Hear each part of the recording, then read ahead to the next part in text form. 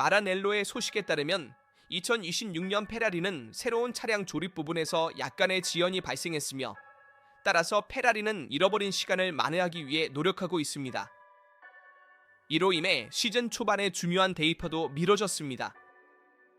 그러나 슈시는 바르셀로나에서 데뷔할 첫 번째 버전으로 드디어 승인되었습니다. 오늘 영상에서는 이 지연의 이유를 깊이 있게 살펴보겠습니다. 바르셀로나에서 금요일에 열린 필밍데이에서 아우디의 데뷔가 어떻게 진행되었는지 살펴보겠습니다.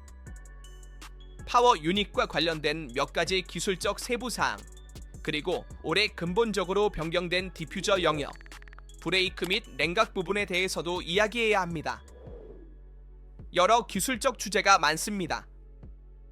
시작하기 전에 좋아요를 눌러주시고 구독하고 포뮬러1 및 페라리 관련 영상을 놓치지 않도록 알림을 활성화하는 것을 잊지 마세요. 혼란에 대해 이야기하는 것이 아니라 완전히 새로운 자동차를 만들 때 모든 것을 몇 주씩 미룰 수 있는 마지막 순간의 고전적인 조정에 대해 이야기하고 있습니다. 요약하자면 세신은 승인되었고 좌석은 곧 제작될 예정이지만 페라리는 이미 프로젝트의 구체적인 단계에 들어섰고 2026년은 순조롭게 진행되지 않고 있습니다. 이는 마라넬로에서 가능한 한 올바르게 일을 진행하려고 노력하고 있다는 신호이며 이 시즌 초반에 약간의 지연을 감수하더라도 그렇습니다. 이 문제에 대해서는 곧 다시 이야기할 것입니다. 확실히 페라리에게는 이상적인 상황이 아니며 2026년과 같은 큰 규제 변화 이전에 늦게 도착하는 것은 최악의 상황이 아닐 수 없습니다.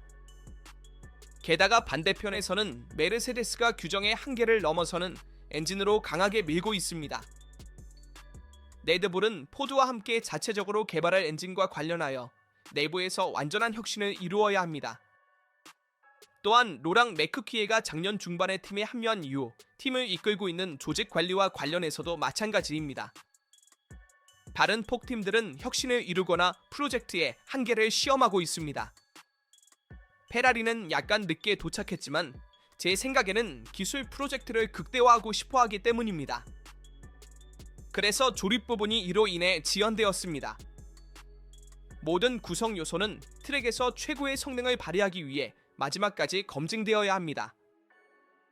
물론 바르셀로나에서 우리가 말한 대로 먼저 A버전의 초기 형태를 볼 것이고, 이는 차량의 신뢰성을 테스트하고 새로운 규정에 따라 차량이 어떻게 작동하는지를 확인하는 버전입니다. 그리고 나서 바레인에서 데뷔할 B버전을 보게 될 것이며, 이후 두 번째 테스트에서 바레인에 도착할 B 플러스 버전도 있을 것입니다. 따라서 점진적인 발전이 있을 것이며, 현재로서는 약간의 지연이 있어 파일럿 좌석 테스트 날짜도 미뤄지게 되었습니다. 사실 많은 사람들에게는 형식적인 것처럼 보이지만 포뮬러 1에서는 새로운 차량이 탄생하는 데 있어 가장 중요한 단계 중 하나인 좌석 테스트가 필요합니다. 실제로 운전 자세, 안전성, 시야, 페달, 스티어링 휠 및 2026년 시스템과의 느낌을 테스트해야 합니다. 잘못하면 이미 몇 달을 잃게 됩니다. 사실 페라리는 이 문제에 시간을 낭비하지 않고 있습니다. 찰스 르클레르는 1월 17일 마라넬로에 도착하고 루이스 해밀턴은 1월 18일에 도착합니다. 이틀 연속으로 그들의 몸을 CF26에 리터럴리 넣기 위해서입니다. 맞춤형 좌석, 자세, FAA 안전 시스템과의 통합, 차체와 새로운 차량 레이아웃과의 통합이 이루어질 것입니다. 여기서 차가 현실이 됩니다. 그때까지는 단지 가상의 상태일 뿐이며, 물론 마라넬로 내에서 개발되었지만 KD 시뮬레이션, KFD 및 시험대에서 이루어진 것입니다. 그 이후로는 해밀턴과 르클레르가 운전하는 맞춤형 페라리가 됩니다. 그리고 이것은 매우 분명한 것을 말해줍니다. CF26은 이미 드라이버 피팅을 허용할 만큼 충분히 발전했습니다. 세신은 준비되어 있고 기아악은 정의되어 있으며 차체는 인증을 받았습니다. 이제 이론에서 실제로 넘어갑니다. 조립에 약간의 지연이 있었지만 이에 대해 걱정할 필요는 없습니다.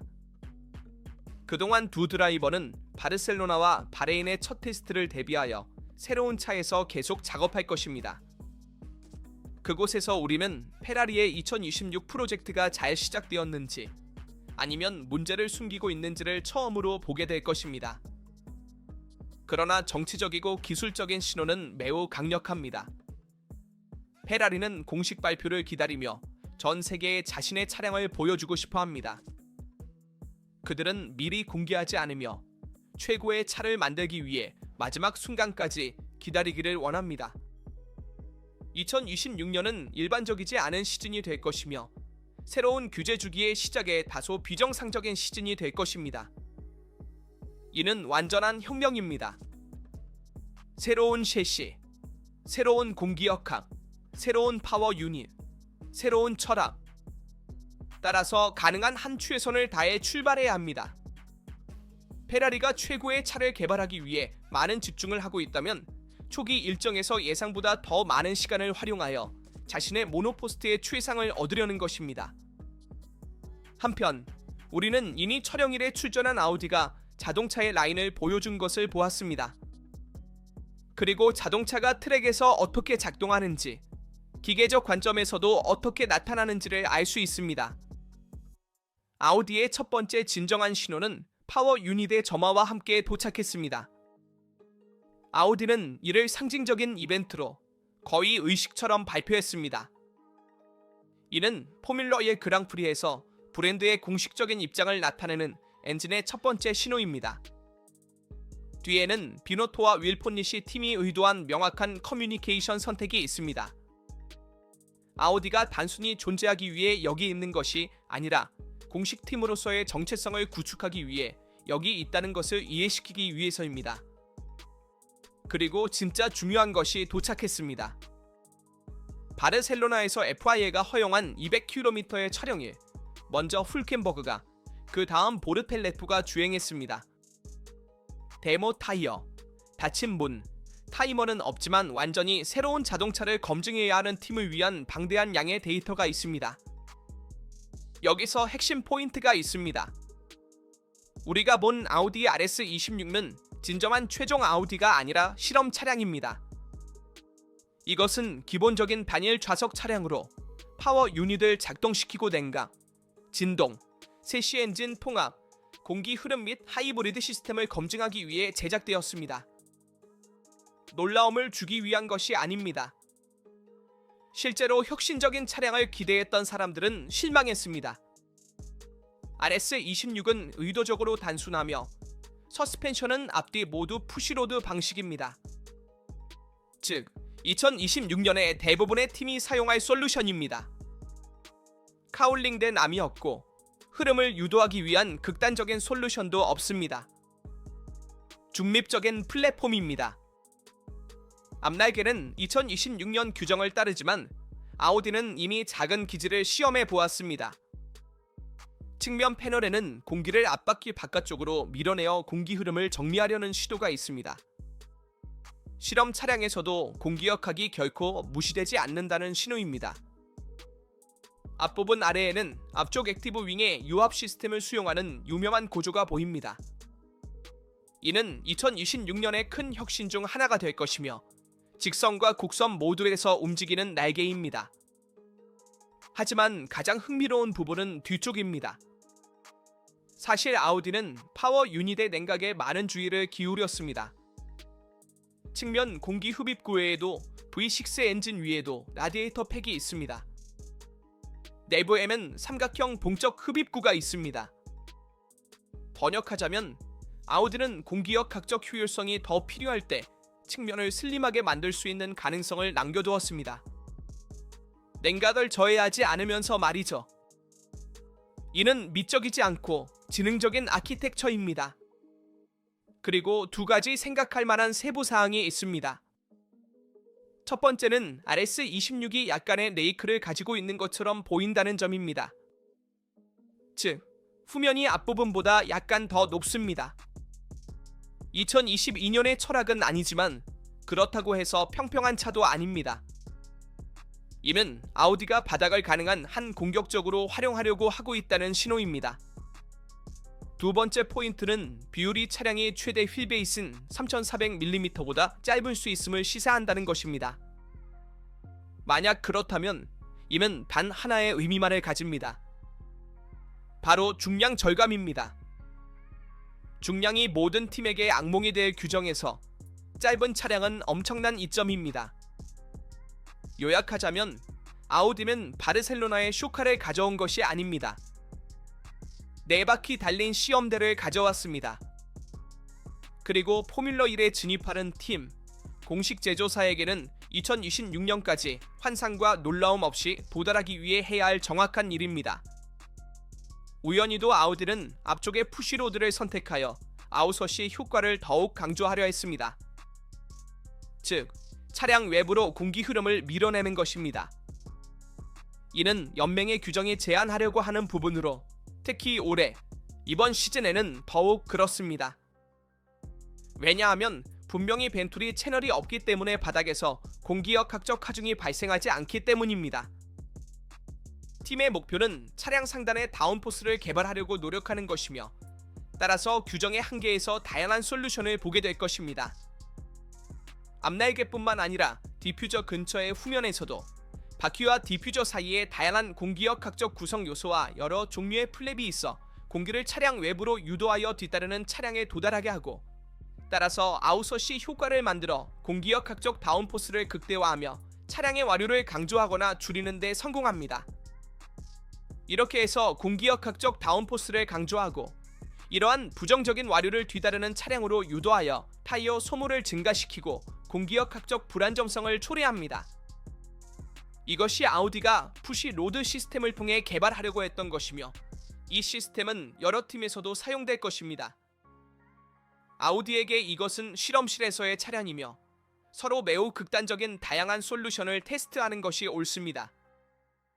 그렇게 해서 기술 프로젝트를 최적으로 방향 잡으려는 것입니다. 아우디 스스로도 말했듯이 목표는 가능한 한 빠른 차량을 즉시 개발하는 것이 아니라 2030년까지 톱팀의 차량을 확보하기 위해 가능한 많은 데이터를 수집하는 것입니다. 따라서 맥라렌, 페라리, 레드불, 메르세데스와 경쟁할 수 있는 위치에 있어야 합니다. 이것이 아우디의 목표입니다. 사실 우리는 연맹이 제안한 기본 모델에 비해 약간 수정된 앞날개도 보았습니다. 이는 더 큰 와시 효과를 제공하여 차량 내부로 공기를 밀어넣고 이후 아웃와시 효과로 외부로 방향을 전환합니다. 그러나 이는 앞 서스펜션으로 수행됨으로 공기를 방향 잡고 최적화하는 더 정교한 시스템이라고 할 수 있습니다. 무게 부분에서도 언급했습니다. Trying to streamline the car throughout the season, so they developed the side pods to improve aerodynamics, including the airflow under the side pods. In short, Audi has worked a lot on both the driver in the loop and the 7-post rig simulator. There are several simulation systems that Audi has developed and is using to develop its car, and now we have seen a response on the track. They have already collected a lot of data before everyone else. We will see how they will process it, especially with the Barcelona test coming up. The 26 is not just an engine change. It is an aerodynamic revolution that is affecting areas of the car that almost no one talks about, but that are worth real tenths. The first clue we got was with the Audi in Barcelona. In fact, in the leaked images, the RS26 not only shows the side pods and wings, but also reveals the dirtier areas of the car where downforce is gained or lost in one of them. 모든 기술자들을 미치게 하고 있는 상황에서 이제는 강조될 것이며 이 모든 것이 2026년의 나머지 혼란과 합쳐집니다. 과거에 지면 효과는 더 이상 없고 평평한 바닥과 앞뒤 날개가 움직입니다. 완전한 주행을 위해 필요한 전력이 부족하므로 그것도 해결해야 합니다. 푸아야는 매우 효율적인 차를 만들었지만 MGK가 충분히 충전하지 못하고 전기 부분이 주행이 끝나기 전에 소모됩니다. 그래서 당신은 가능한 모든 곳에서 공기역학적 하중을 찾고 이제는 동시에 여러 영역이 관련된 상황에서 파워 유닛, 활성 평평한 바닥, 서스펜션, 브레이크 덕트가 있을 때 위험은 동일한 차를 가지는 것이 아니라 트랙에서 다루기 힘든 괴물 같은 차를 가지는 것입니다. 이러한 더러운 염엽을 제어하는 방법을 가장 먼저 이해하는 사람이 누구일까요? 2026년 월드 챔피언십을 손에 쥐게 될 공기역 학에 대해 이야기하며 2026년 메르세데스 엔진과 16, 1 압축비에 대해 명확히 하고자 합니다. 여러분이 지난 영상에서도 많이 질문하셨기 때문에 이 주제를 더 자세히 설명하겠습니다. 푸아야의 실제 답변이 무엇인지 1월 20일 회의에서 어떤 내용이 논의될지 살펴보겠습니다. 브레클리와 관련하여 압축비를 규정을 위반하지 않고도 한계를 넘어설 수 있는 방법을 찾았고 이로 인해 페라리, 아우디, 혼다가 놀랐습니다. 핵심은 규정 226이 최대 16, 1의 압축비를 요구하지만 메르세데스는 그 한계를 준수하는 엔진을 설계했으며 점검 시에는 그 한계를 지키지만 트랙에서 엔진이 뜨거워지면 팽창 덕분에 이를 추가합니다. 재료의 여력합. 형식적으로는 모든 것이 규칙적이지만 본질적으로는 그렇지 않으며 그 결과는 그들이 한 바퀴에 3에서 4d셈의 추정된 이점을 가지고 있다는 것입니다. 우리는 약 15마력이 더 많다고 말하고 있으며 2026년과 같은 초효율적인 포뮬러 1에서는 이는 큰 공기역학적 업그레이드에 해당합니다. 여기서 페라리, 아우디, 혼다가 FIA에 공동 서한을 보냈고 규정의 아주 명확한 조항을 인용했습니다. 차량은 경쟁의 모든 순간에 규정을 준수해야 하며 단지 검사 중에만 해당되는 것이 아닙니다. 그러나 FIA는 최소한 지금은 이렇게 응답했습니다. 우리는 실온에서 압축비를 측정하며 만약 그 비율이 16대 1 이하라면 우리에게는 합법입니다. 사실 연맹은 메르세데스의 솔루션에 기술적 지지를 제공했으며 그래서 1월 22일이 중요한 날짜가 됩니다. 바르셀로나 테스트 전에 모든 제조업체가 연맹과 함께 한 가지를 결정하기 위해 테이블에 앉을 것입니다. 이 트릭을 사용할 수 있나요? 아니면 사용할 수 없나요? 왜냐하면 거기서 결정되는 것이 월드컵의 시작을 결정할 것이고 제 생각에는 이 챔피언십의 초반 계급도 결정할 것이기 때문입니다. 푸아야가 메르세데스의 해석을 확인하면 모두가 적응해야 하거나 페라리, 아우디, 혼다가 이니 3초 이하로 출발하게 되고 큰 문제가 발생합니다. 규정과 파워 유닛의 동결로 인해 엔진을 자유롭게 수정할 수 없습니다. 잘못된 개념으로 시작하면 몇 달 동안 막힙니다. 네, 아두오가 존재합니다. 즉, 뒤처진 팀에게 추가 개발을 허용하는 메커니즘으로 특히 파워 유닛과 관련하여 하지만 늦게 도착하고 개념 차이를 뒤집기 위해 설계되지 않았습니다. 실제로 메르세데스가 규정의 허점을 정말로 발견했다면 월드컵 2026을 시작하기도 전에 결정했을 수 있습니다. 그리고 종종 이것이 페라리, 아우디, 심지어 혼다가 더 엄격한 규정을 요구하는 이유를 설명합니다. 2026년에는 압축 한계를 제거하거나 새로운 측정 방법이 도입될 수 있습니다. 여기서는 세부 사항이 아니라 포뮬러 1의 새로운 시대에서 최고의 엔진으로 시작하는 것이 중요합니다. 포뮬러 1이 시대를 바꿀 때 엔진을 맞춘 팀이 수년간 지배하는 것을 우리는 2014년의 규정 변경에서도 보았습니다. 항상 같은 주인공인 메르세데스와 함께입니다. 그리고 또 다른 핵심 요소인 플랭크와 아우디에서 본 네이크 효과에도 주목해야 합니다.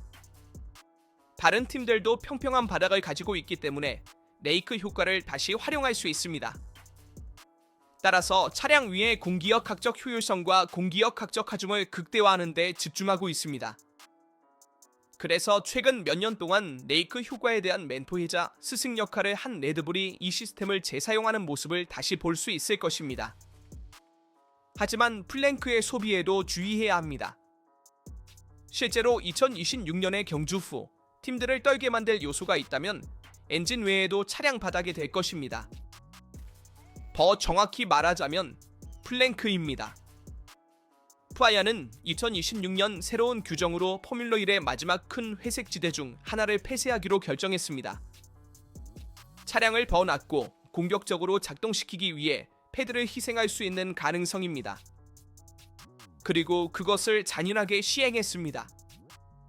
플랭크, 즉 차량 아래의 중앙 패드는 명목상 두께가 10mm여야 합니다. 경주가 끝날 때 더 얇아서는 안 되며 8mm 이하가 되어서는 안 됩니다. 번역하자면 경주 내내 단 2mm의 여유만 있습니다. 한 지점이라도 기준 이하로 떨어지면 실격입니다. 그리고 논의는 없을 것입니다. 프라이아는 바닥을 분해하고 정확한 지점에서 마이크로미터로 측정할 것입니다.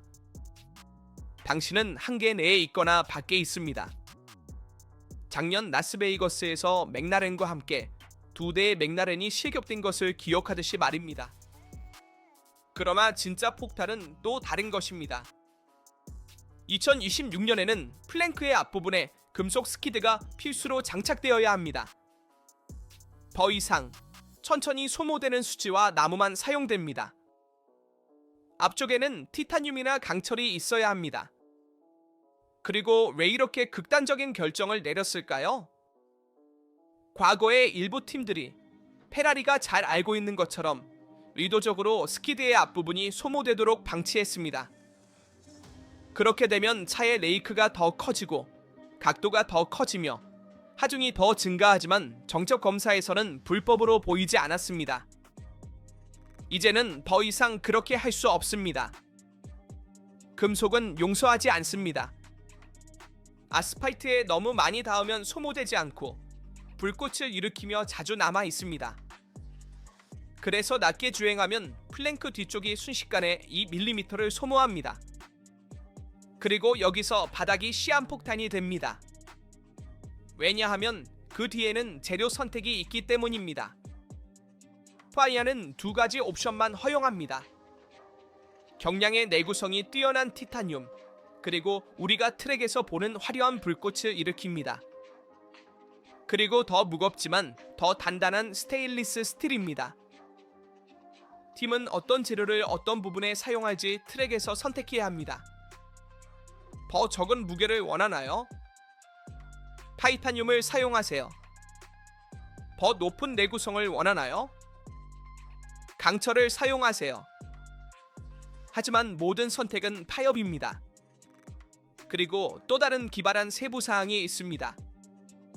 플랭크에 부착된 나사는 퓨즈처럼 설계되었습니다. 강한 커브에 부딪히면 나사가 부러지고 스케이트가 분리되어야 합니다.